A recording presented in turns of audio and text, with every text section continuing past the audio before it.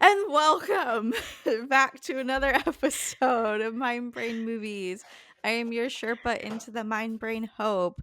And as always, I do have my sidekick, Dr. Gremlin, here with me, and I did just yell at her for clicky clacking. Uh, I was like, you introduced me, I was like, oh, that's Dr. Gilman. Like, as soon as I came in, and I was like, and in typical fashion, I am late. I mean, I was on time. I was totally on time, you guys. and of course, we have the person who keeps me sane and one of the loves of my life, Booney.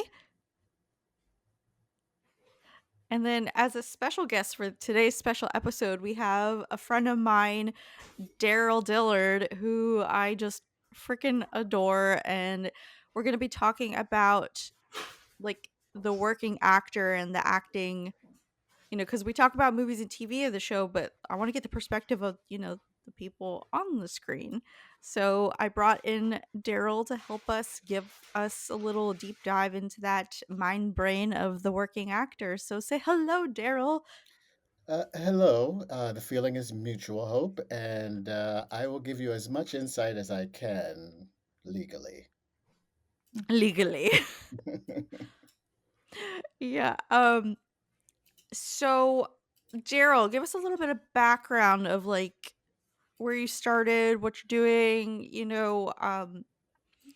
I know I've made a joke in other podcasts we've been on together previously, like, "Oh, hey, Mr. Podiatrist." So which I think is I would say you're a great actor, Daryl, but you did not have to act for that part.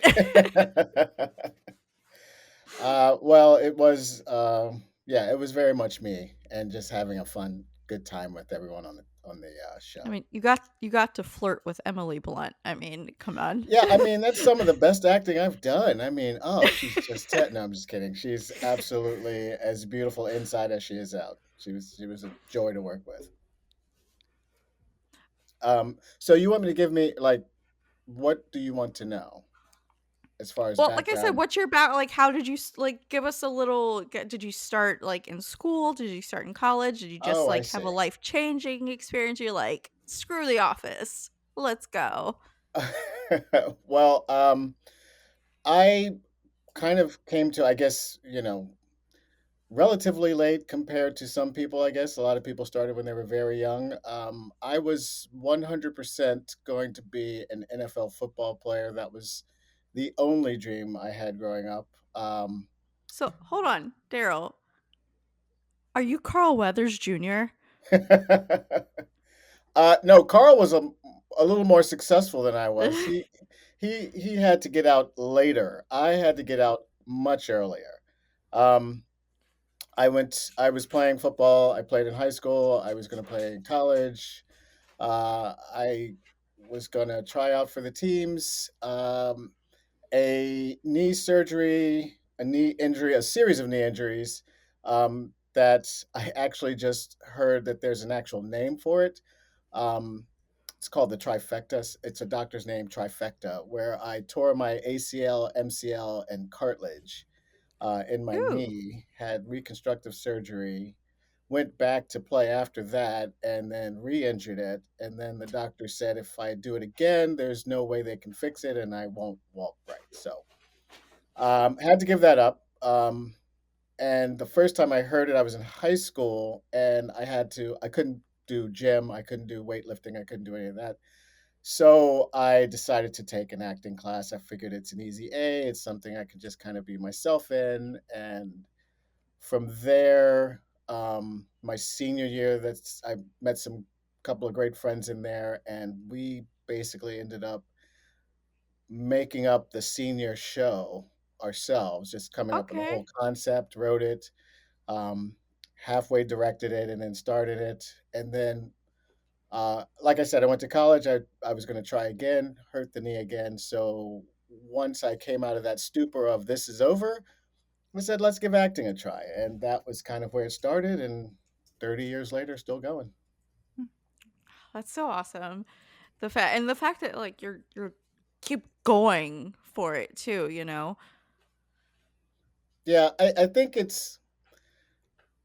there's a lot of athletes that go into this, and I think there's a Mhm. lot of similarities with the feeling you get with the crowd. And when I was doing theater, the crowd and just the energy from your castmates, which at the time I called them teammates. We're just like going back and forth.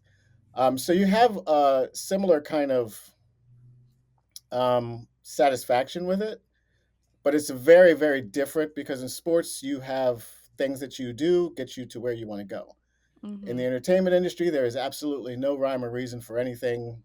There's no rules, and there's a lot of fortune involved as well. Yeah. Well, I also do know, so I know mainly, yes, you are an actor, but I also know you've done some like one act scripts that you've written. I know you've directed some. I know you've dabbled in not only like TV, but film as well as stage. Like, I know that, and even though it's all acting, that's like three separate worlds, basically. Yes, yes, it is. Yeah, So, very, like, very different. what would you say you lean towards more? Um, I mean, to be honest, I'm open with all three to do all three or all Yeah. four. Um, I I would say TV and film is kind of where I've been for the last several years. Mhm. Um, it's a different thing from stage. I did do stage a couple years ago, got back into it, and really kind of reignited that joy of that. Mhm. There is a financial component too. There's all sorts of different things that you have to take into consideration. Um, I would say probably my most recent joy though is directing. I've Yeah. kind of found that, and I direct in a way it's kind of strange because the things I've directed I've either written myself or I've heard a staged reading or a table read of something, and I have a cinematic mind, I guess. So when I hear people reading something, if I start to see it, and I'll start to see it in shots. So I'll see Okay. how to shoot this, how to shoot that. I'm already lining up the shots for what I'm listening to, and that's kind of how I've gotten the directing jobs I've had. I've gone to the people that wrote it and say, "This is great. I'm going to direct it. Let's go." Um, so Just that's kind taking of it. it's just kind of. I mean, every time I've done that, the writer's just kind of a little taken aback. They never really thought about doing anything with it or Right. how to do anything with it. But I also have a very actor, almost a theater actor approach to directing because Mhm. I insist on meeting with the writer. We talk, and if we have the same ideas, what I'm thinking is what you're thinking, great, let's move forward. If it's not, and you don't jive with that at all, great, good luck to you. I'm open to adjustments, but if we're so far apart, it's just, this isn't going to work.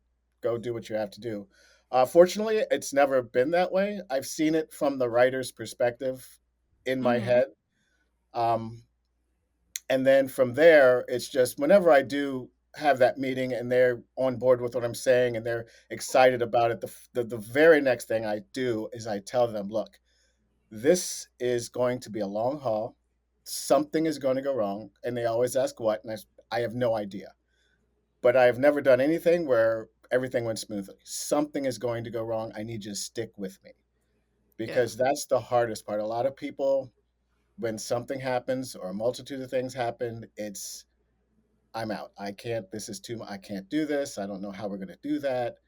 Um, so I prepare people, and then I also want to have the actors, depending on how many actors are in this, main actors, I have them. For instance, the short that I did, Cowboy Joe, there were two leads that was just those two. So I had those two actors meet and read with each other.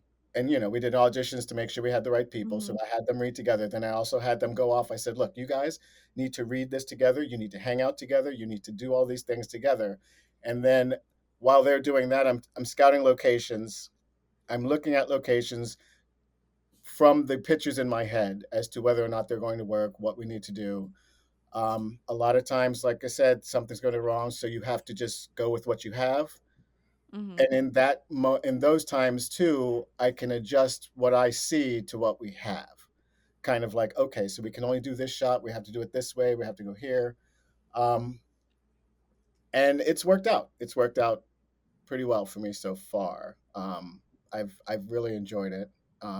It's it's a thing of theater in that I like to go over things and go over things and go over things Right. because once we get in to shoot, and this is self finance stuff. It's low budget because that's all we Mhm. have. You only have one shot. So, Wait, wait, wait. I want to say something.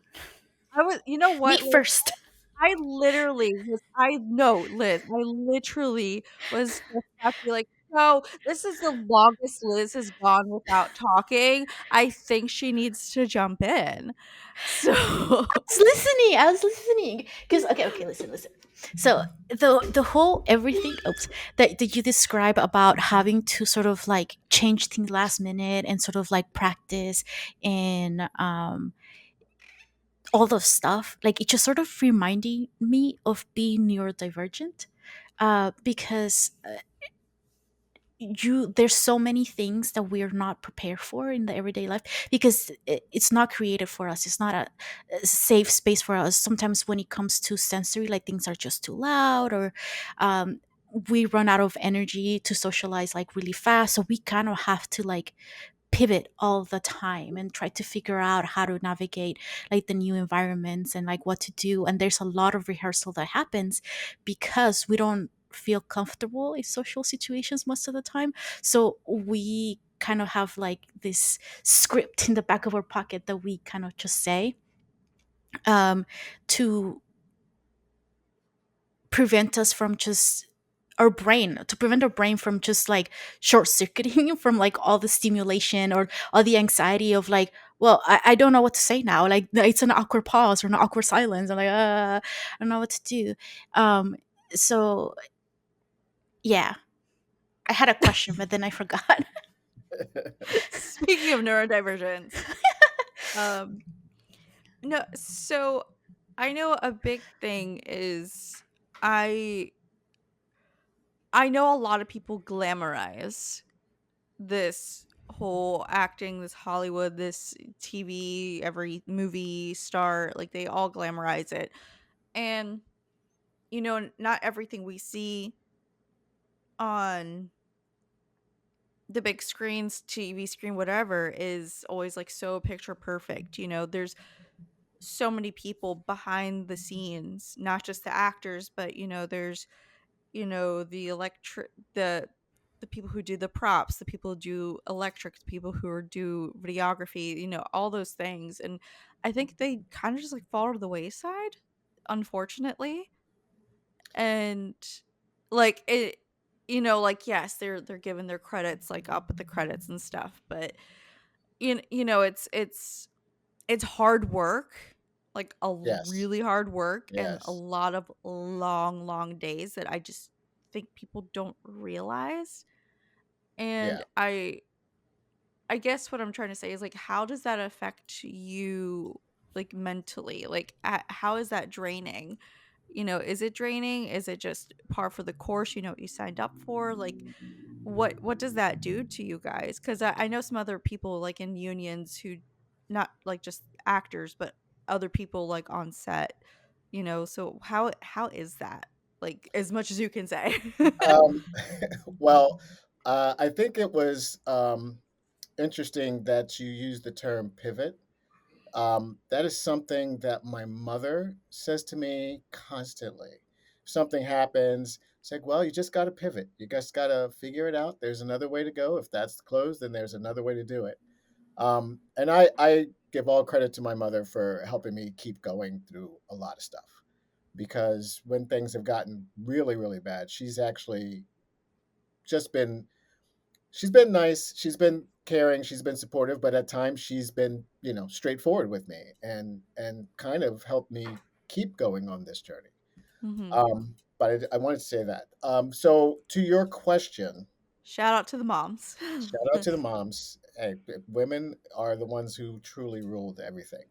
Um, so I think as far as taking its toll about how being on set long hours, those things.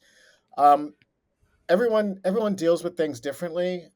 As Mhm. far as like everyone behind the scenes, I have come to the point where anyone I interact with, I make sure I get their names. I make sure I usually start a conversation with them, ask them how their day is going, sometimes joke around with them.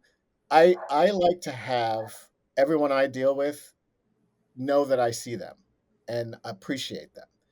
And that will I think the thing is on these kinds of things you are kind of on an island a lot of Yeah. times, especially if you go to, let's say, um, not the podiatrist, but let's say Ozark, for instance. When I did Oh, Ozark, yeah, yeah, yeah.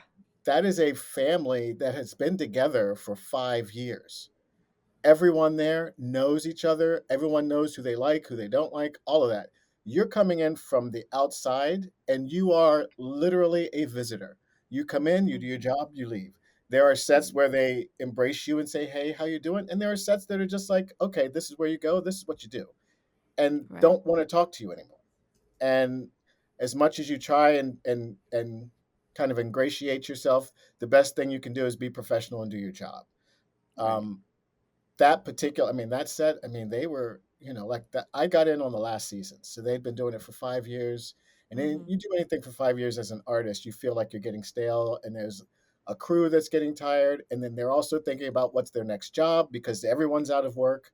So Mhm. there's a lot of stressors that you go into, and you have to be very comfortable with yourself and be able to self guide yourself on everything Mhm. and be able to self support yourself, all of those things, because sometimes it's just you and you're coming in and these people don't know you and they're like, okay, come over here and you do your job.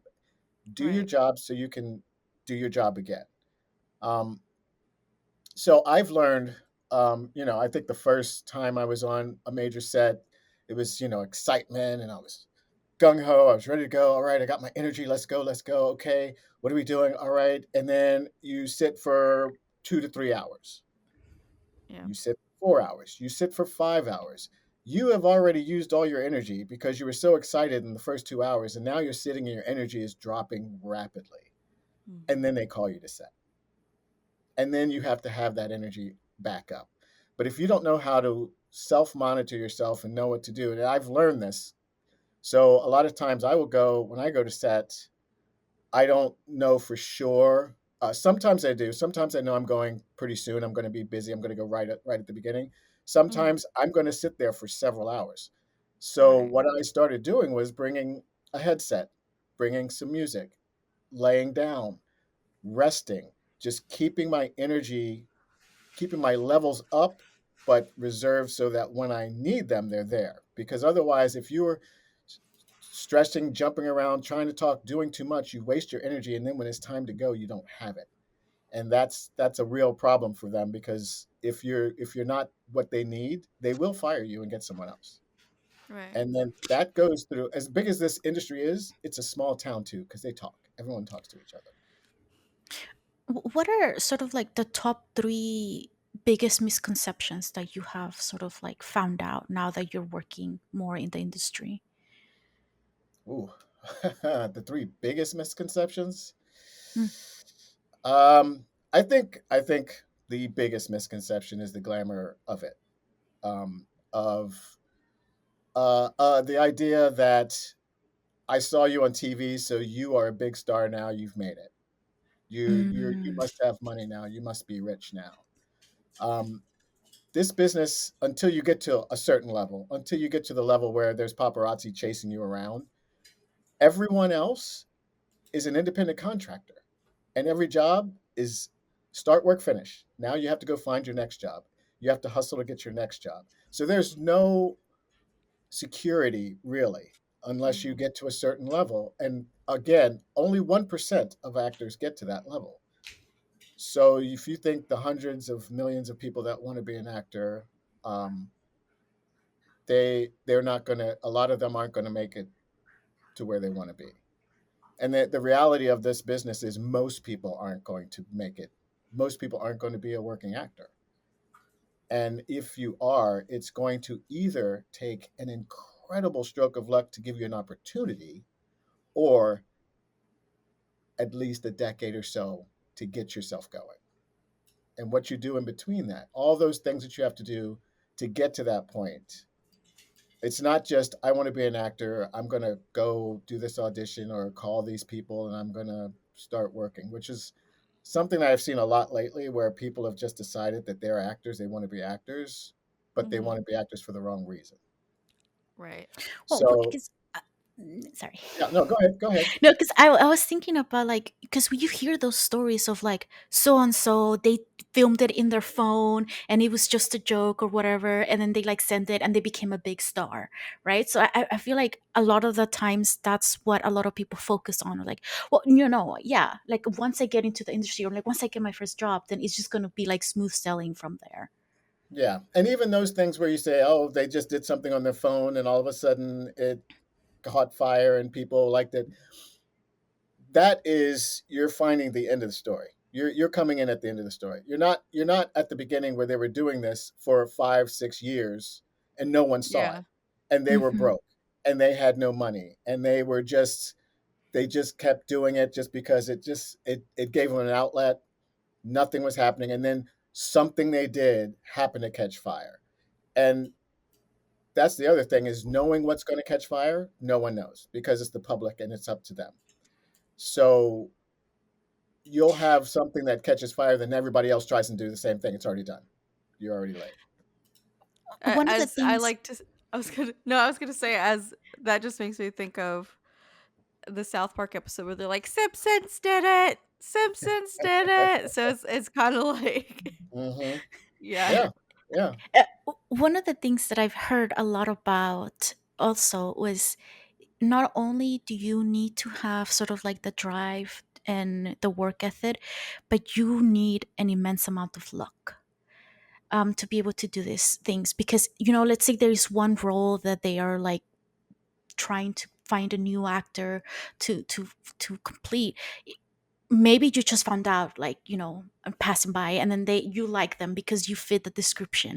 But if somebody else maybe potentially had more talent or more experience, but their hair was kind of off, so they passed on that person. So like I feel like luck also has a lot to do with it as well. Well, I think luck is where opportunity and preparation meet. There's Mm. no luck where you're on the street and all of a sudden you go into a set where you've never been before and all these people are pawing at you and there's cameras and there's lights and they're telling you to do stuff and you have to do it on command, and then you have to do it 10 times, and then they want you to do it the opposite way and they move you around and there's cameras that you have to go through.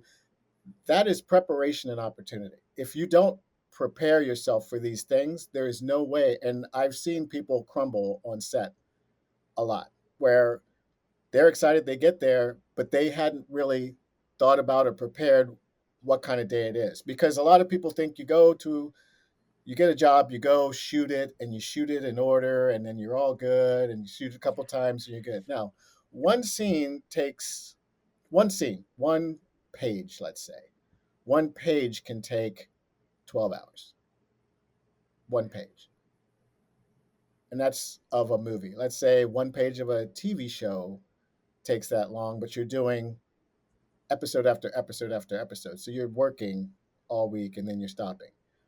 And that's the thing of, people see it and think it's just a one time, oh, you just do this. Um, TV shows usually go sequential, movies hardly ever. So if you're in the first scene and you're in the last scene, and you have to start with the last scene, which means you have to have all the emotion you've had throughout this whole movie, but they haven't seen it, but you have to show it. How do you do that? First thing in the morning, that's the first thing you do. That those types of things you need to have that kind of preparation for, that most people don't know. Most people don't know the ins and outs, the language. I mean, it's a whole world that you have to learn. If you learn a new language, if you go to another country, you learn their culture, you learn their language. It's the same thing with every set. Every set has their own.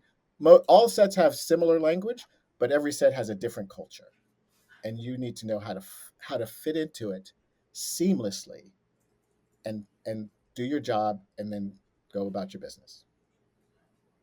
Booney, Yes. would you like to ask something or chime in, dear? So I wanted to reference one of the first things you said in the beginning about how your injuries led you into pursuing art. Hmm. I was in computer science and I failed out, and I then majored in studio arts. So it's like sometimes life happens, and so we're given the opportunity to explore something creative, because you never think that Hmm. you could pursue something there. You never thought that maybe it's an option. It's still an embarrassment to my mother that I did graduate in art. She still laughs about it.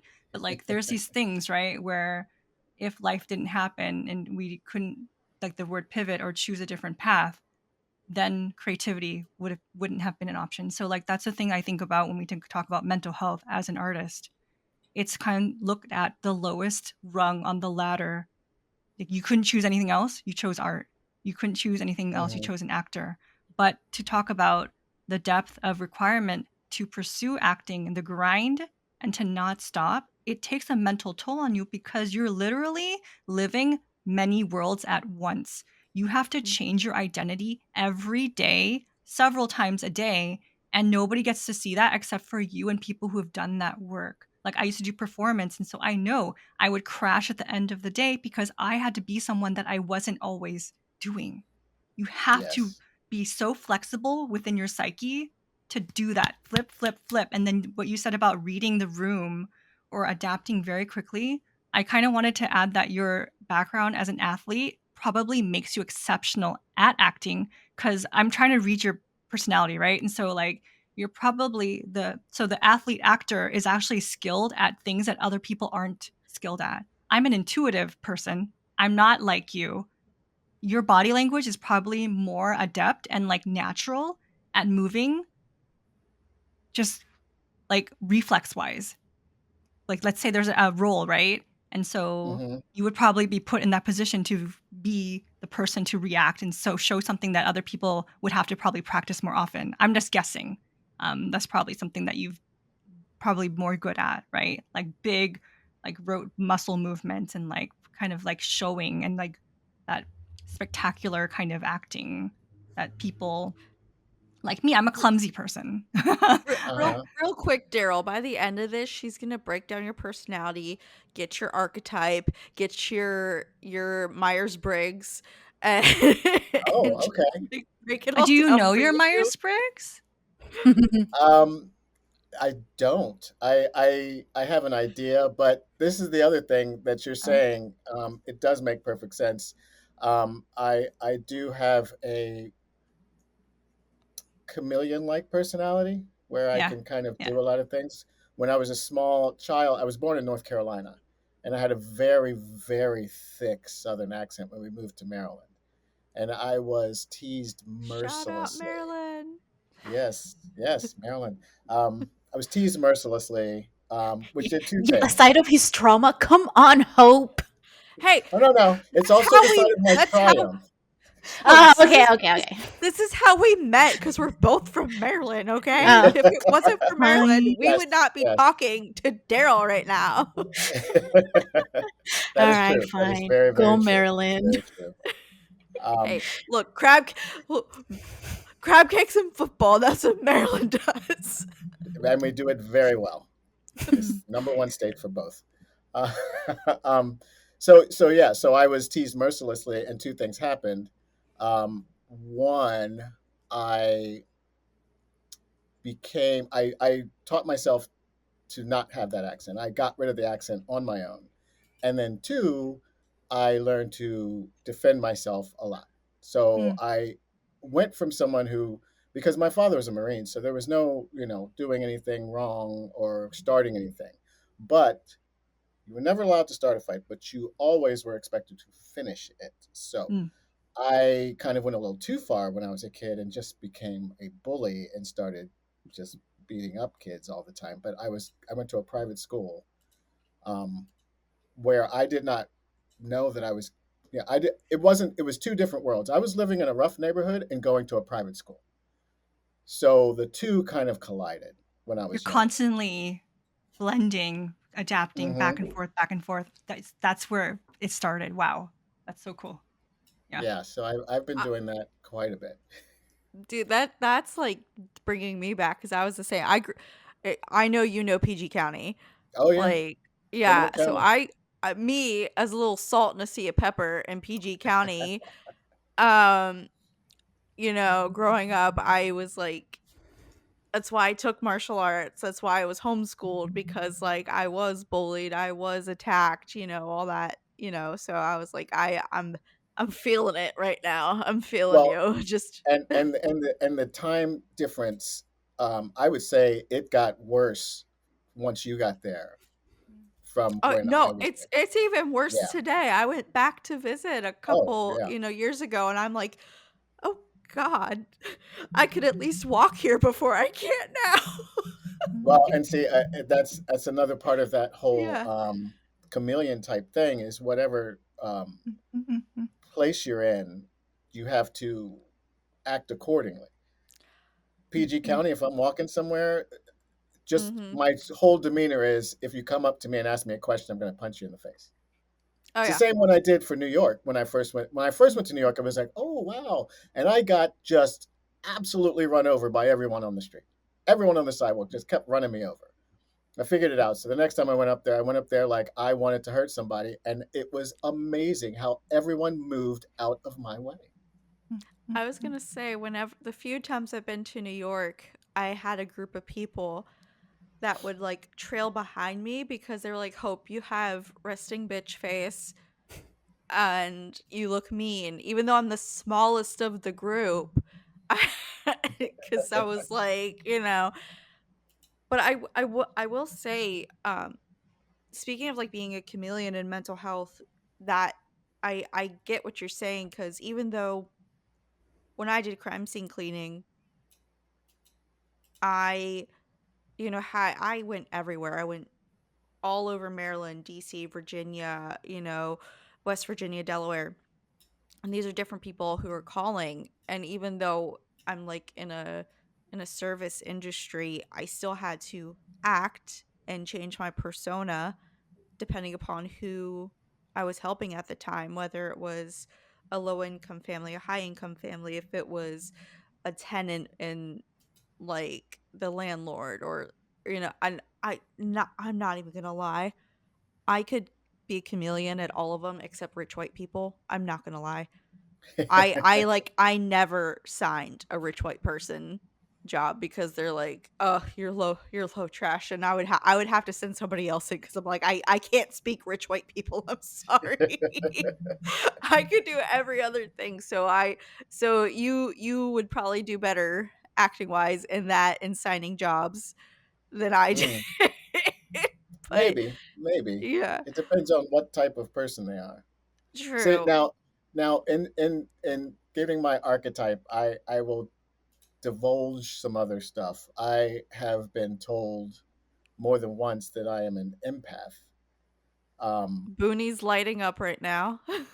But I am an empath with military upbringing, and then I have several people in my family who were in the intelligence agencies. So there's stuff that I've absorbed, which also Mhm. helps me to do that and Oh Yeah. yeah, I'm adjust and sure. move around. So that helped too. Hmm. So Booney, this. Oh, sorry. Go, no, Bunny. Go. Booney has something on her mind. I can I can tell. see it. I can see she's bubbling. I'm just Go, Bunny. curious. Go. So, you know how we talk about like ability to adapt and then so some things come up to mind where so there's so much blending in terms of like helping as a person and the ability to pause and believe someone's life experience whether you've been through it or not, whether you observed it or not. It's just like accepting the reality of someone else, right? That is acting. That is Mhm. using your imagination, pausing your lived experience, having someone else's story go into your brain, and then just like accepting the whole thing. And part of one question I have is like, when you have these roles, I'm sure there are limitations of believing and accepting that you can fulfill the role because it has to be true. Like you have to convince yourself and the people that you're playing this role for that this is as real as I can make it, right? So this is the part that I Mhm. get worried about when artists go too far where they do the method acting, right? Yeah. Yeah, yeah. It's dangerous because you can lose a sense of reality if you can't get pulled back. So my question for you is like if you've ever had that experience where you've gone so far that you had to pull yourself back, how did you do it? I I have had that experience. I when I was in LA, I worked with an acting coach by the name of Anthony Gilardi. He has his own acting studio. He's the only teacher I have met, I think, ever that does an exercise to help you get into that place and then help you get back out. Mm. No one talks about Really? getting back out. Yeah, Everyone's exactly. talking about going in. So that's why Hmm. you have all these method actors that are doing this. And quite honestly, I don't want to speak for everyone, but I know I have seen where people on set, someone comes on set and they do something just weird, and they're just, oh, he's method. Oh, okay, Yeah, I've heard we're in that. for a ride. We're in for a ride because it's just they are doing this and they stay. They're the ones that stay in character the entire time. That takes them weeks to get out of it. Hmm. Um, there's that sort of when you wear it, it's hard to let go of it if you don't know how. And I did a play in LA where I was playing a Vietnam vet with PTSD who was abusive to his wife Oof. and was actually a ghost. Oof. So Oh. there was a whole lot going on with that. Bro. Bro. That's a whole lot going on. Now the thing is, the ghost part is it's for the audience. I don't know I'm a ghost. I don't know that. I so that part's not even part of me. But everything else that was going on with that, I found one day before a show, I went and I'd kind of gone over the script and was kind of getting myself ready, and I went to the store before I went to the theater, and I didn't really think anything of it at first, but I was walking and it was kind of busy. I was walking down the aisles and it took me a minute to realize that people with carts all over the place would move. I Mm. didn't say anything, but I started coming. They just moved and they had this. Some of them I saw some people I saw their face and it was just kind of like they didn't want to look at me.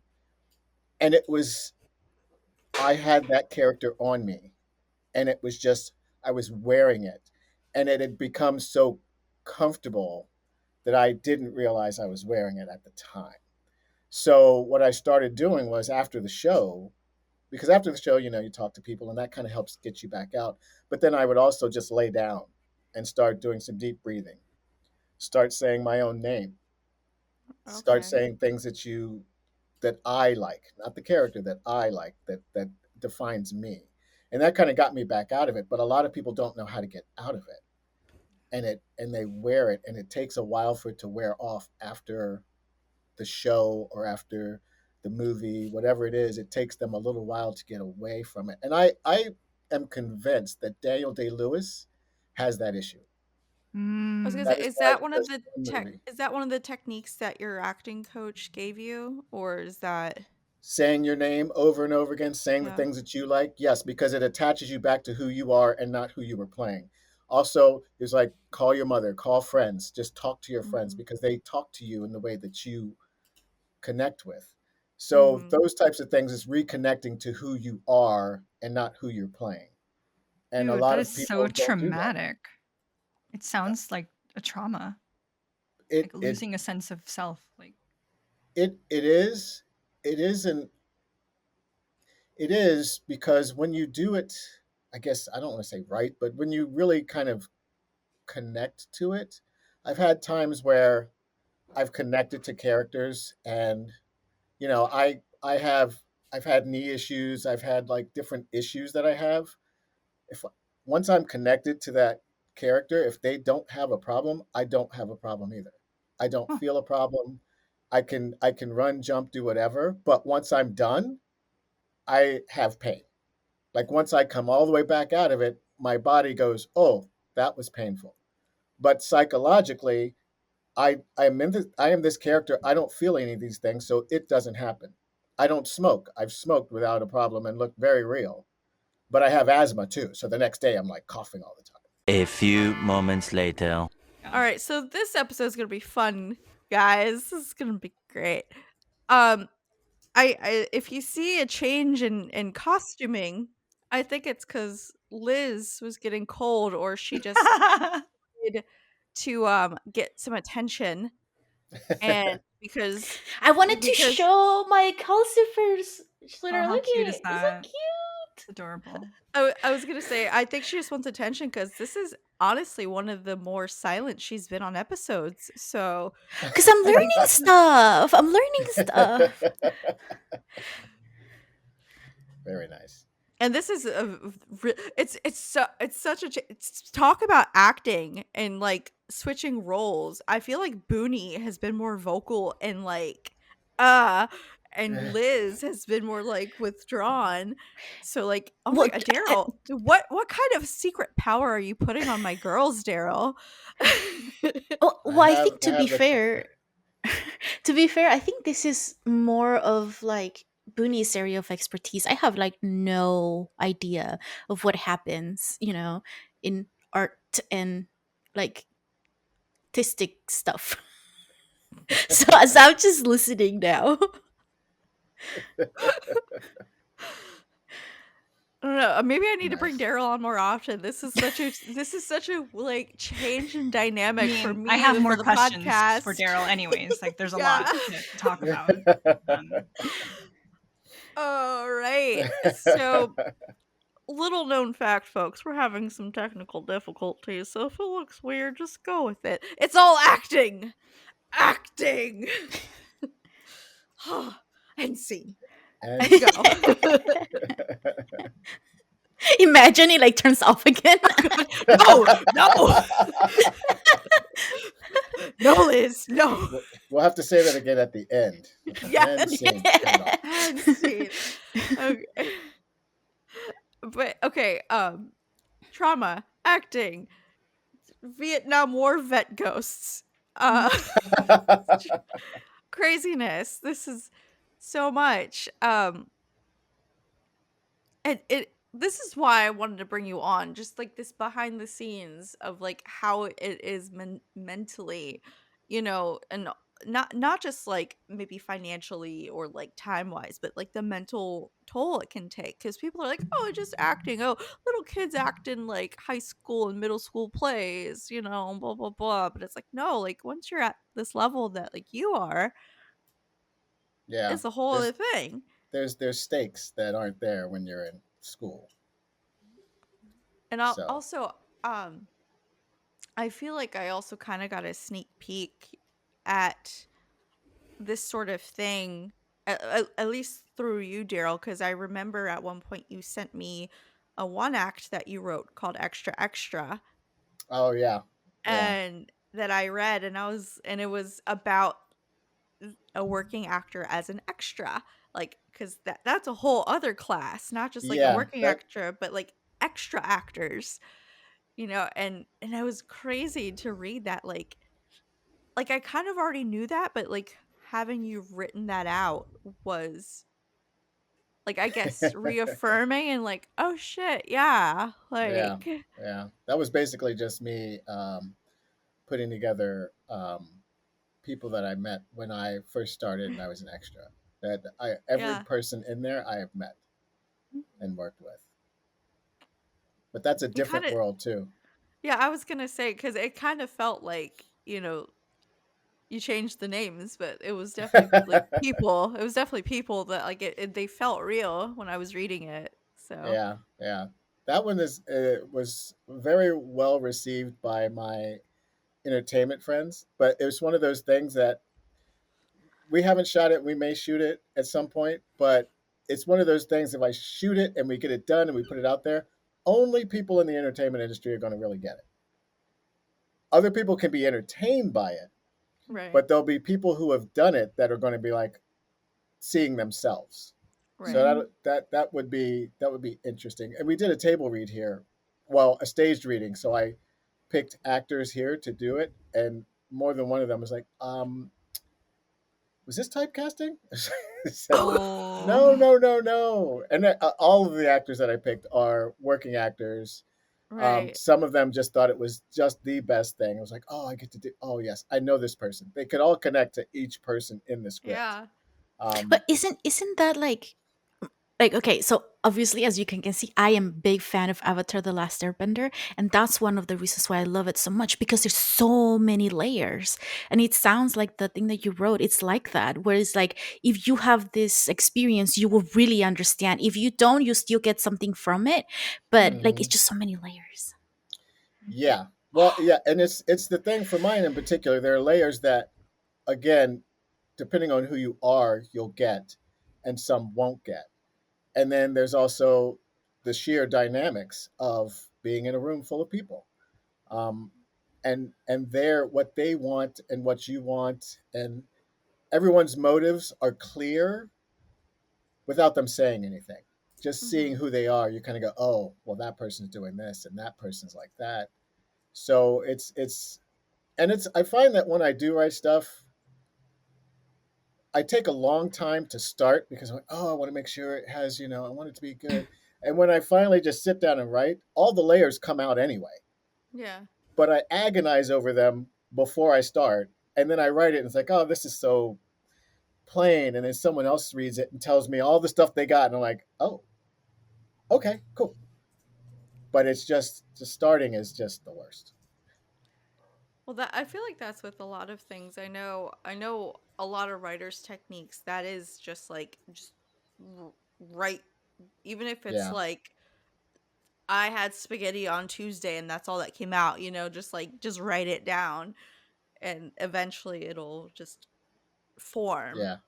And I Yeah. I know I took a creative writing. I used to take a lot of creative like writing classes and things, and that was one of the things how we at the beginning of each class we took 10 minutes and our professor was like, okay, first 10 minutes keep writing. I don't Mhm. care if you literally can't think of anything, even if you just write the word blank blank blank blank blank or whatever, just keep writing for 10 minutes straight. Like Yeah. I don't know how I did it because I have dysgraphia and I wanted to chop my hand off after, but you know, um, that was before we could use computers. Yay! And but that was the thing, is just like getting that flow going. So it's even if it's like gibberish, at least it's that flow. Yeah. It doesn't help that I'm a bit of a perfectionist too. So it's like I have to get over that and just like just put it down, just do something. And it's Right. interesting because when I do start writing, I don't want to stop. So I've you know agonize, and something hits me, and I start writing at like 8 p.m. and I don't stop until 9 a.m. And Mm. I have to get it all out, and then I can go back and adjust it. But once I start it, if I stop, I'm afraid I won't go back to it. Mm-hmm. But that's just me. I mean, I no, think I that's mean, true. that's totally fair. That is Well, totally fair. you know what this okay, my brain just sort of like keeps jumping around. But one of the things right now you just said, like, I just don't want to stop. And I'm like, I think it's because sometimes we need like a safe space to be able to get it all out, right? So once you create that, like, and you start writing, your brain's like, oh, this is my opportunity to say or write everything I've been like keeping to myself. But also, it made me think about like when you guys were talking about. Learning how to pivot in all these sort of like situations and stuff. In my head it was just kind of like survival. That is one of like the best indicators of like survival, like how well you can acclimate to any sort of environment, right? Because that's, if you don't, you're survival of the fittest, right? Like you're just going to be set aside. um and I am pretty sure Booney has a bunch of like really awesome questions, so I want to hear from them. Because I don't have a question. I just wanted to say that. I Well, just wanted to talk. It's fine. just, I, I I just will. wanted I will. to I will say this. I will say this about that. My parents grew up with the Green Book, where you had to have a book to go to hotels, so you didn't go to a racist town. Um, Wow.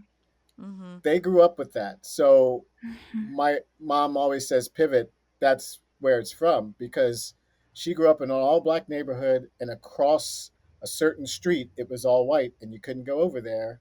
Um, all of those things, and my mom is super. She graduated top of her class. Then in her 50s, she went back to get a master's and a PhD for no reason in particular. But she also ended up, she's Fucking retired. awesome though. Yeah, well, Yeah. she's retired now, but she was one of the foremost experts on bioterrorism in this country. And I didn't find out until the COVID shutdown because I went up to check on her and got locked in, and we were moving boxes, and I find this giant notebook that says, government response to bioterrorism. I was like, why do you have this? She's like, oh, I helped write it. I was like, what? And she says it like so matter of fact, like I just made a peanut butter Bro, and jelly she's coming sandwich. on the next It's like, episode. Like- what is happening right now? And she showed me one of the things she helped write was in the 90s was about the next pandemic, which everything in there was describing COVID. Mm. Mm. so we're So getting her on the next episode, right? I would have to What? go and help her with this. What is with like everybody having like a secret life, man? Like every now and then, like Booney, they're like, oh yeah, I was like a secret martial like spy or something, and then Hope is like, oh yeah, I'm a master of like all of the martial arts or whatever. And your mom's are like, oh yeah, totally, I did this one thing, and I was like, what? This is crazy. Yeah, it's a bit nuts. Wait, what are I you was I hiding? was shocked. Uh, I would never tell. I couldn't tell. No. I told you he's Carl Weathers Jr. Everything's gonna be revealed in the next episode when your mom comes and joins Right. us. Yes. Oh no! Oh no! She'll Then she's not reveal all available. the She is not secrets. available in that case. No, no, no.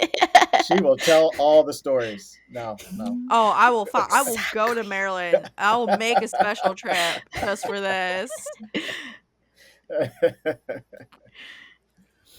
Huh. Booney. Let's see. So many different pathways. Well, one of the things I can think about often is because I work with artists too.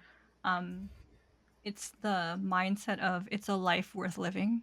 Like, because society, maybe your upbringing is not always as supportive, but it sounds Mhm. like some of us who do thrive in the arts, we were given extra permission. Go ahead and pursue your heart. Like some of us don't get that. We get extra psychological or physical roadblocks of actually even doing it, believing that this is something. So we like sabotage ourselves, even diving into acting or pursuing art in some way because of the greater message of like, this is pathetic.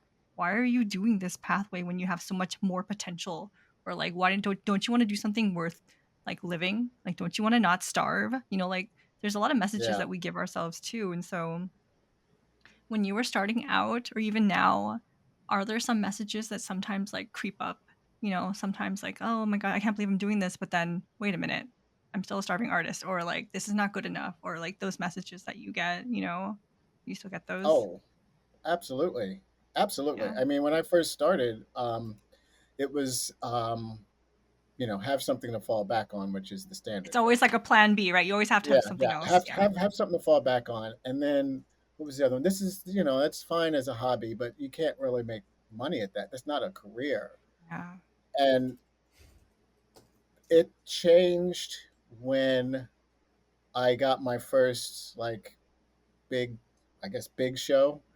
Um, and for the DC area, there wasn't a lot there at the time, so it was America's Most Wanted, if you remember that show. Oh, I got what? I got to do a reenactment, and I think they got on board for two reasons. One, it was on TV, so he saw that I was actually doing it, and I made some money. And two, I think my father believed that this was possible after that because Mhm. I played an absolute killer. Like I killed two people in the reenactment and do all these things. And he knows who I am. So he's like, "Oh yeah, yeah, that was good. That's acting because there's no way you're anything like that." Mhm. And it was it was weird because I did that, and then they told me, So proud of you being a killer, son. well, I think it was just kind of like, who is this person? And I come walking around the corner, it's like, oh, okay, yeah, it was really good. But they did tell us to keep the script in our car for a month because people were calling on the actors because they saw them and thought they were the actual killers. Wow. Um, so you had to keep. But now what I did was I didn't shave for like 2 or 3 weeks before the shoot, so I had like a big stubble and stubble on the head and everything. And once I was done, I shaved everything off, so I didn't look anything. I looked different. Mm-mm. But that my father believed after that. He's like, you're good. So I was like, okay, cool. And then my sister was in school at the time, and her teacher saw it, and she said, "Oh, that's my brother." And she wanted wanted me to come talk to the school, but then also wanted to know if I was single. And I was thinking to myself, why in the world would I call someone who wants to date me based A on that? You've a never safe seen bad me Oh. before. you're a safe bad boy. I wow. We had a nice long laugh about that, but yeah, that it was crazy. It was crazy. So I did talk to the class. I did talk to the class, which only made it worse. But the kids enjoyed it, so I'm always happy to do that. But yeah, I still get those. There's for an actor, they say you have to have like 100 no's before the first yes. I say Mhm. it's more like, and they say 10,000 hours before you book the first thing. Um, That's a lot. and I was very much the delusional actor. When I moved to LA, I was like, all right, I'm 3 years, I'm on this, man. They're gonna know me in this town. I'm gonna have this down. It took me 3 years just to figure out the town. So Yeah. getting to where you want to be in 3 years, and then I would say, okay, I'll give it another 3 years, and then I give it another. Next thing you know, it's been 15 years, and the I think one of the bigger things that nobody talks about is, well, one, there's a rejection you have to deal with and still get up every morning and still have that kind of drive and positivity and belief in yourself, which I don't care who you are going to have a lot of days where you don't. A lot of days where you're just like, Yeah. what am I doing? And then when you get to that point, there's the inevitable, well, let me change something.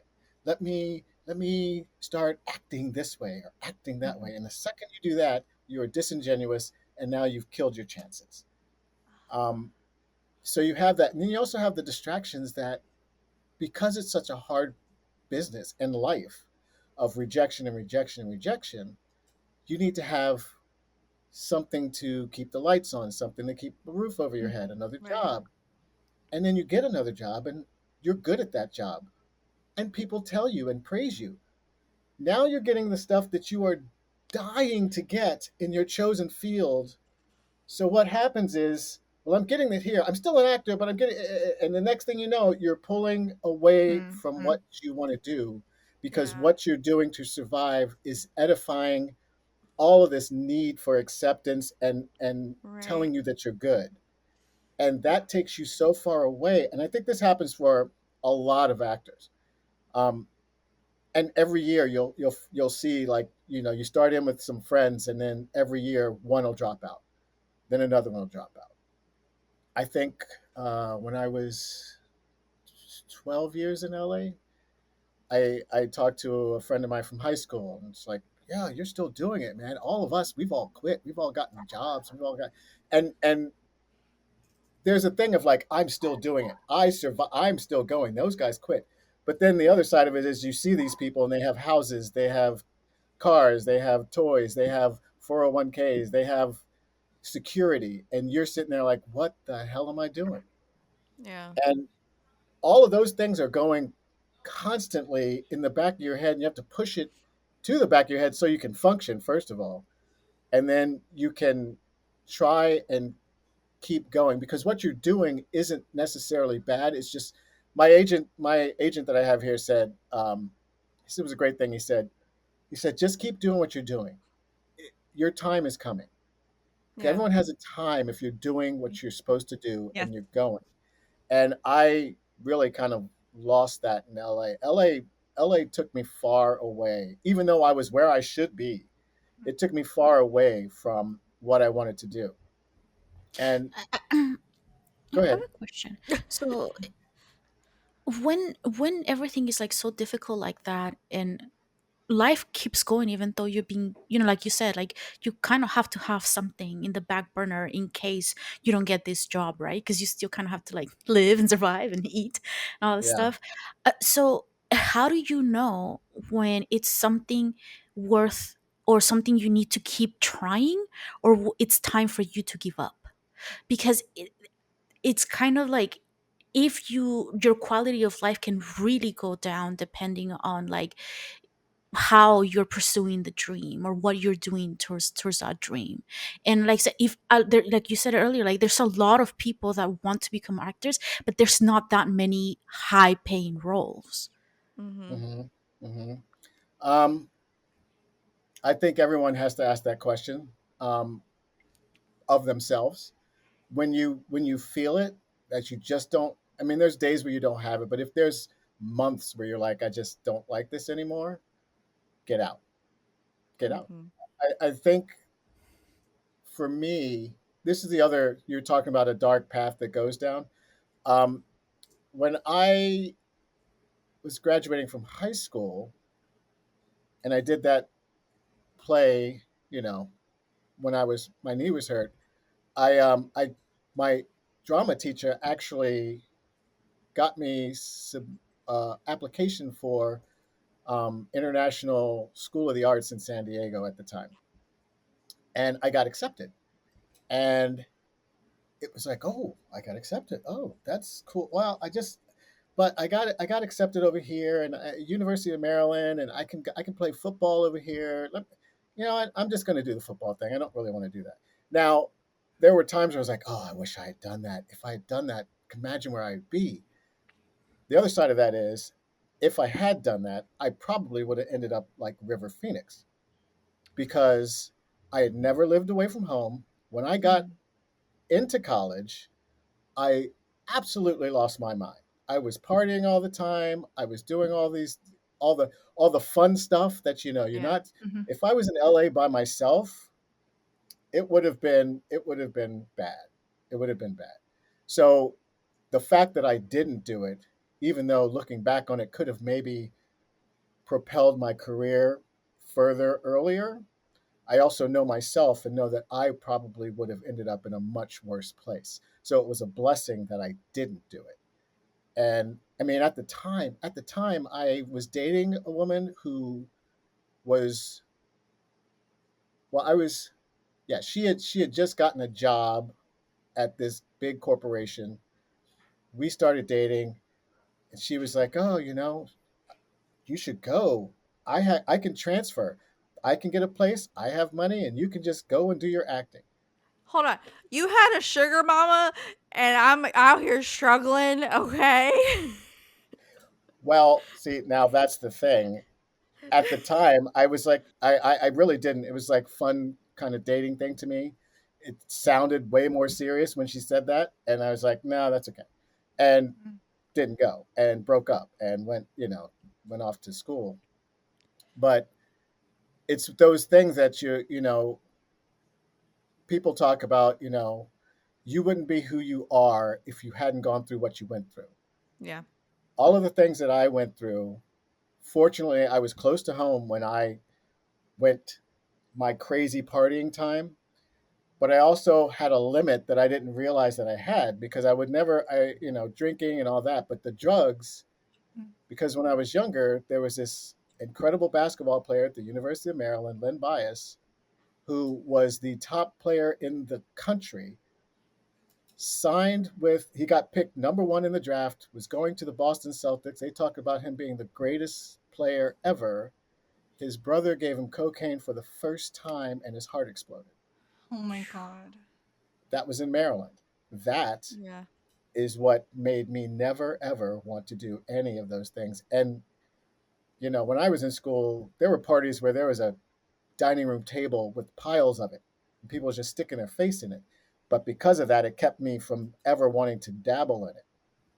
So those types of things kind of helped incredibly so to keep me to get to where I am now. Mhm. Um, so yeah, there's a lot of things that are going on and happening. And when I was in LA, again, like I was talking about, you get a job that you're good at, and it starts to pull you away from what you were there for. I I had fought tooth and nail not to go into the restaurant business because it was cliche. It was starving artists, and I said I'm not going to be a starving artist. I'm good. I don't have to do that. And then of course a couple of years later, I go into a restaurant. It's like all right, I'll wait tables.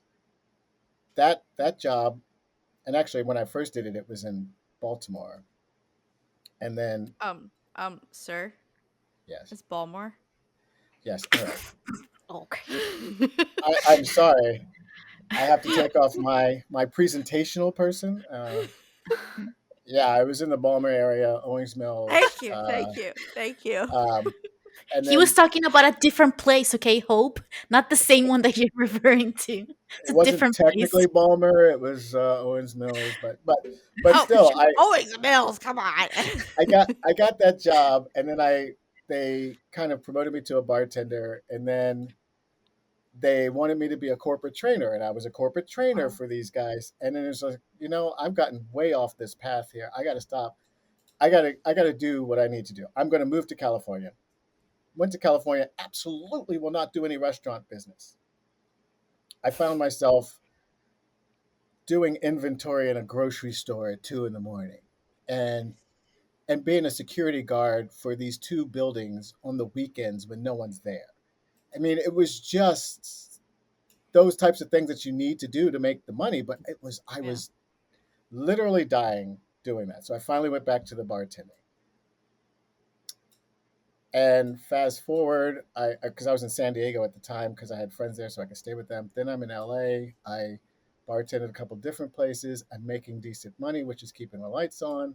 But my acting, I'm taking classes, but they weren't the right classes at the time. So then I get into this one particular bar that's a brand new bar with a chef that's a world renowned chef, and we get trained by a world-renowned bar trainer who owns liquor, who's done stuff all over every top restaurant wants this guy. We trained for a month and a half with this guy, and all of our training is drinking, just to Mm. know, and it's craft cocktails and mixology and all of that. So we get Mhm. to be really good at that. Turns out this restaurant becomes the hot spot in LA. All the stars are coming. Everyone's coming. We are making so much money. People are saying how great we are. I've got more regulars than anybody else. It's a 50-foot bar with four of us. And it's top heavy on my side because everyone's crowding around my side because I'm just doing what I do. And it's like, wow, I'm really good at this. This is kind of all of my all of my natural skill set works great in this. Mhm. Maybe this is what I do. Okay, all right, let's do this. Now, granted, I left the industry because I could feel how bad it was before I moved to California. It was sucking my soul out in Owings Mills. So I go here, and it's like all of a sudden you're a star. Everyone's talking about how great you are. Everywhere you go in town to eat or drink, you don't pay because they know who you are. We had people from other restaurants coming to us to see what we were doing. So you have this kind of star kind of life. The thing that you thought about when you were a kid as an actor is happening now with this different occupation. And Yeah. you're working nights, sure, but you still get out early enough to go to a bar that knows you, and you all drink and talk about your life, and it's a whole community, and it's a whole world. The bar industry, there's a whole world in LA that is, I mean, if you wouldn't know it if you didn't know a bartender. But I Mm. mean, there's a Oh yeah. whole like I feel like in that's anywhere though, like I used to bartend, and even like if you close the place, other people would stay open for you, and like it would have your own circle of just like after like Yeah. Oh, yeah, yeah. We had one down the street from us that Mhm. just stayed open for us, let us do everything. But we were also having stars come in, and I had a couple of stars that were like regulars, and I'm giving them recipes, and I'm telling them, different things that they want to do at a party. I bartended some parties for people because they were starting to just ask me to do stuff outside of the bar. It's a star feel. It's like Mhm. Mhm. you are doing something right. You have a way of doing what you do to get to an endpoint, whereas the entertainment industry doesn't have it. So Daryl, lots of bartending, lots of all the craziness. Again, sorry folks, we're having some issues. I'm gonna say it's my issue. I have issues. It's been a hell of a week. Um, They or maybe probably wouldn't know if you just said you back from a commercial break, and then they would know. That's brilliant. bro, Use I wish. that. Okay, I'm gonna pivot that into saying that I too am a struggling podcaster, and I wish I could afford commercial breaks. So No one said there had to Merch. be one. No one said there had to be one. There could be a commercial about your podcast on your podcast. Just a picture yeah, of it, the podcast, and you talking. If you like this one, you got to tune in for the next one, whenever it's going to be. Now back to our show. Love that. Yes. Genius. Hey, after this recording, we gotta talk, okay? We gotta learn from you how to like make all this smooth. right. I'll hire you. I'll hire you as my consultant. Uh, Wait. I, You I, should I you will should do accept. workshops. You should do workshops on the side, teaching people how to learn how to pivot in their life. Pivoting, Yeah. the new survival job. pivoting. So we are gonna be wrapping up here. Here's the thing. I know Daryl is a wealth of knowledge behind this. So yes, so we are going to beg and plead him to come back for an episode 2, but I think we are going to wrap up around here just because it is getting a little into the episode, and keep him wanting more. I want more Daryl. I want more Daryl, so keep him wanting more. Um Booney, I know you had some kind of finishing thoughts that you wanted to get off your chest. Mhm. Yes. So gosh, my sound is so low compared to everyone else's. I can see like the thing. Like The mine is like wavelengths. tiny. Mine's tiny. Oh my gosh. But you are also you have that soft sex voice operator voice. Okay, Oh so this is lordy. a different episode. Tune in for the sex operator episode. That'll be coming up soon. Hey, it's a form of acting. I look forward to that episode. Oh, I'm on the spot now. Okay, so like anyways, back to what I wanted to say earlier.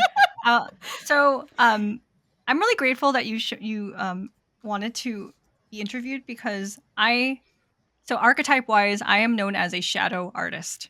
I am someone who has the capacity to be an artist, but I end up doing things sidelined from the actual artist's work. I will support other artists. I will Mhm. research art. I'll consume art. But even though I have a strong artist inside of me, I have not honored that artist very well.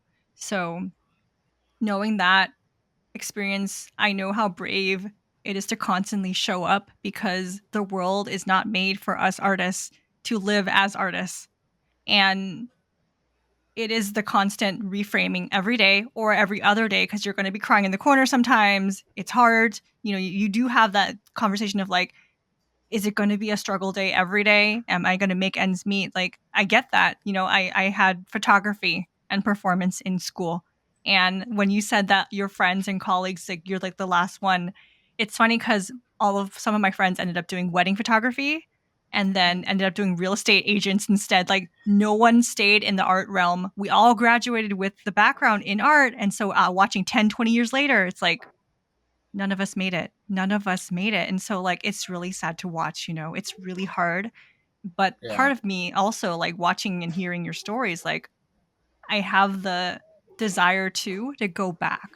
So like because I'm a little bit more vocal now, it's because I've been pursuing voice acting workshops with some people, and it's actually helping me speak when being an artist and speaking is hard for some of us. Yeah, Like you have to yeah, step into a role that's not naturally you. But some of the best, actors are introverts. Some of the best actors are very quiet. Like that voice and passion to step into that role comes out when it's like, boom, time to act, right? And so it's nice to have that, because like my younger self really is being like really excited to meet another artist, because again, you get the starving artist persona too often in society, and like you're thriving, you're more neutral and realistic, and that's what we want to see more of. It is hard, but life is hard, so you got to pick your heart, right? And so I'm really thankful that you did show up, so it inspires me to pursue more of my artist stuff too. Thank you. Oh, great! I'm glad to hear it. Every voice needs to be heard, and I will say the number one job for artists and former artists seems to be real estate agents. I've had more actor friends that are now real estate agents. It's unreal. I guess you get to perform there too because you get to Hmm. talk about the Right. house and they make videos now for the house and stuff like that. So You know, yes, speak up.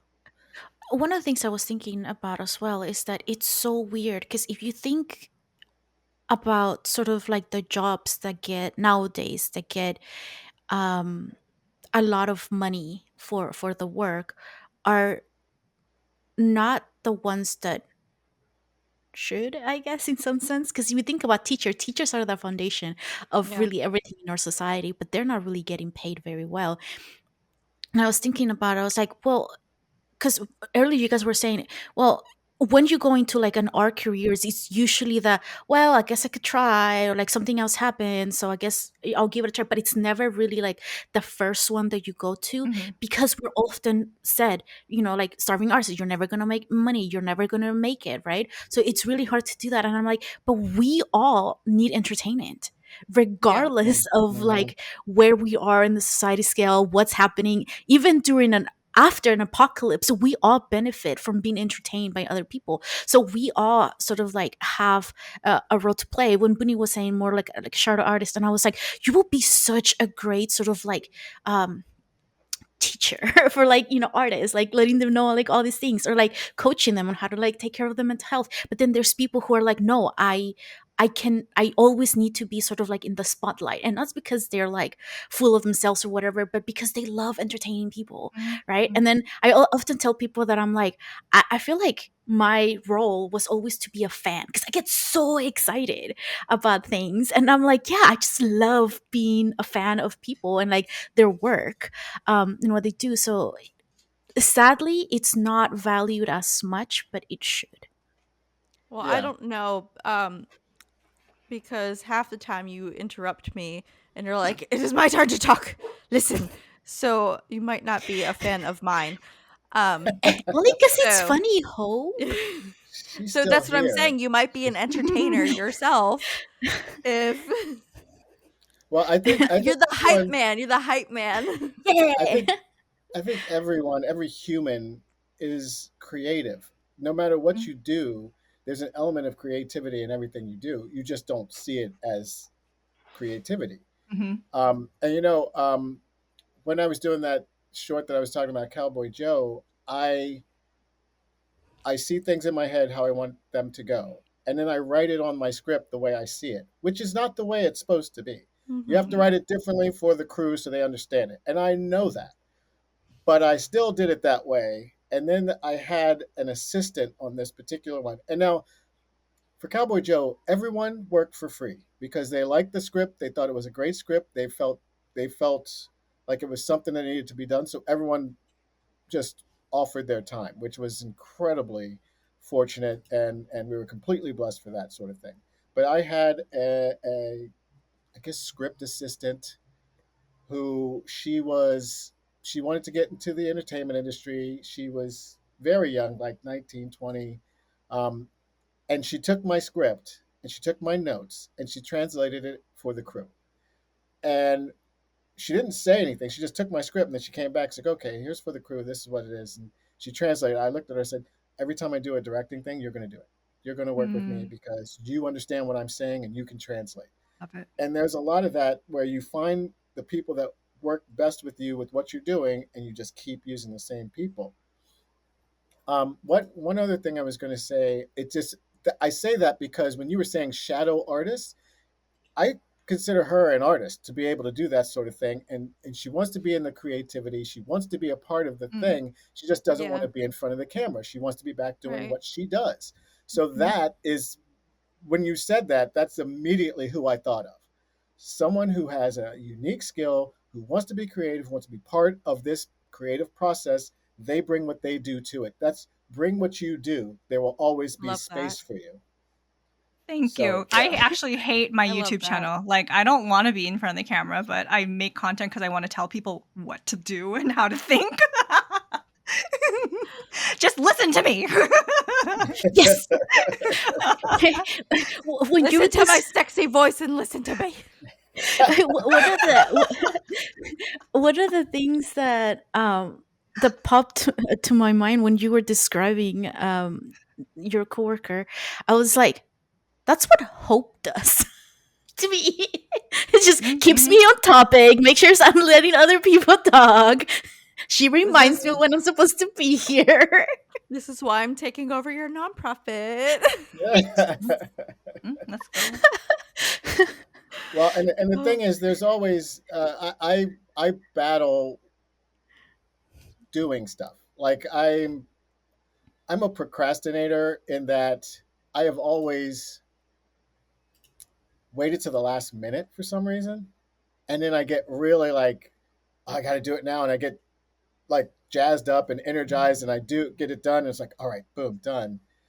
And there are times when you can't do that, but I have that kind of I have to fight that, and then also yeah. in my creativity. I get ideas all the time, and I started a YouTube channel, and I put out a video of this is my new YouTube channel, and you come back here twice a week, and we're gonna have all this stuff. I haven't done a damn thing in a year and a half of it. There's still the initial video is still there, and people are still waiting for me to do something because I there's a lot of self doubt. There's a lot of does anybody even care what I have to say type of thing. And a lot of times when I've acted, when I've taken on directing roles, when I've done my own stuff, it's because something hits me so much and I cannot let go of it. It Mm, won't let go of me until I Yeah. do it. And yes. that's when I get stuff done. It's like I feel it. It's just I can't think of anything else. So then I do it. But if I don't have that, I just don't seem to do it. And I know that there's more. The reason I started that YouTube channel was because on an individual level, I have found that every time I talk to someone, and it's just regular talking, not any just a conversation, something happens, I say something, and they go, "Oh, that's just what I needed. That was so profound," or that was, and they're like, "What are you talking about? We're just talking." But it Mm, happens all the time with me, and I was like, "Well, Yeah. maybe I should do a YouTube and just talk. Maybe Yeah, someone yeah, will yeah. get something out of it." But I just don't have the confidence in it or the drive, the feeling of it. So there's a Right. fear of it just not being worth doing, that kind of thing. So those are the kind of mental things that I deal with, where it's like, and then we talked about how you're drained after you work. There's a drained after you've been on set and you've gotten to do a job that you really like. The drain is twofold. It's you have expelled all your energy doing that and keeping your levels and doing what you have to do. Then you're drained physically, but then you're also drained mentally because there's a depression. And a lot of actors I know have talked about this. Once you're done with something, and now you have to wait for your next one or look for your next one to try and get your next one. There's a depression. There's a mhm. loss of Yeah. I'm not on that set anymore. I've made friends. I really like them. Now you're done. There's a Mm, depression. So there's a day or two where you just don't feel great. And Yeah. you should. You feel like, wow, I just did something amazing. Why do I feel like I just lost something? Yeah, you can't even enjoy So it, there's right? Yeah. yeah, Yeah. yeah. I mean, there's an enjoyment of it like right after. And I've had people say that. It's like, why aren't you like super excited about this? And it's like, yeah, I mean, it's good. It's great. But I've got this thing of like trying to stay even so much so that it Right. robs me sometime of Mhm. joy but it also keeps me from getting too disappointed. You know what I mean? Like there, I feel like if I was very super emotional about everything, I would crash and burn from the rejection alone, Mhm. from wanting something so much and then not getting it, and then seeing someone else get it, or just constantly getting the no. But if I get the no and I'm like, yeah, okay, and I'm still able to move forward, that's how I can make it through all of the mental ups and downs of a business that really has no rhyme or reason. Half the time doesn't feel like they even care about the actors, except for they're the ones that are in front of it. Mhm. So I think everyone has to have a mental game plan, I guess you would say. So Well, Daryl, I would like to let you know that you were always wanted in front of this camera with us. And it has been such a pleasure. And we are definitely going to have you come back because, again, you are a wealth of knowledge. And I think you mesh very well with us ladies. And it's just been an amazing time to have you. And I will be all your excitement for coming back. I'm excited for you to come back. And I'm going to keep wanting you to come back. So you will always have a job, a non-paid job here at Mind Brain Movies. so it's So if you're it's a ever job bored and want to hang, we're here for you. Right. for But copy and credit. That's what it is. Yeah. but Mm. eventually I could start paying people if you go to our merch store and buy awesome merch like this. What does that Because say? Mind brain. Mind Brain Movies, the title Oh, of the podcast. very nice. This is all of our individual things. This is Dr. Gremlin, me as the Mind Brain Movie, and Octocutie Boonie. And so check out the merch store, check us out, support the show, like, comment, subscribe. Daryl, again, we're definitely gonna have to have you come back. It's been amazing, and obviously I love you to death and pieces. You know this for years now. Um, Yes, I so love you yeah. back. And I look forward to seeing Booney's YouTube page. Oh no. Great. Which She has a bunch of are good yes, things in there. everything will be linked below. So the merch store will be linked below. Booney's page is linked below. well, The since nonprofit that Liz and I work for will be linked below, and you should support all of it. Yes. We need money, please. I'm gonna find out your personality type. That's all I'm gonna say. That's gonna be on the next video. Booney just telling us what your personality is. Yeah. Oh no, Oh, I'm gonna wow. report. No, I'm gonna say next episode. Daryl won't be telling us anything. Booney will be attacking him with archetype knowledge. Oh, wow. Okay. No, Okay. it'll help. It'll help with the acting stuff. I already. So I'm gonna email you, and I will Okay. solicit a survey. No, I feel like I need this because I took a class earlier this year and took on a role in class, and the teacher paused. He was a guy from New York. It's very he's Sam Rockwell's acting coach came down here. He has a relationship with some people down here that I work with, and he looked at me and he said, "So this role is different from you because it's a guy who's being he's a guy who's afraid of his girlfriend, and his girlfriend is just like berating him, and he's kind of running away. And I took the role, and I said, oh yeah, this would be good." And the first time we did it, he's like, "Yeah, this isn't." He just looked at me for a minute. He's like, "What kind of roles do you normally go after? You're like a cop or a big badass or that." It's like, "Well, I get cops and military." He's like, "Yeah, because you're an alpha." And I was like, "What?" Hmm? Because I my look is I mean, that you look of like an it, but alpha, you're not. but You I'm know? not. So I don't consider No, myself an you're alpha. not. No. But the fact that he Hmm? said that made a lot of sense with all the roles I was getting or the Yeah. auditions I was getting. And when Yeah. I got to the point with some of those roles, like, oh, all right, fine, let me just. And I'm annoyed. I book it every time. It's like, okay, Okay. so I am So an alpha.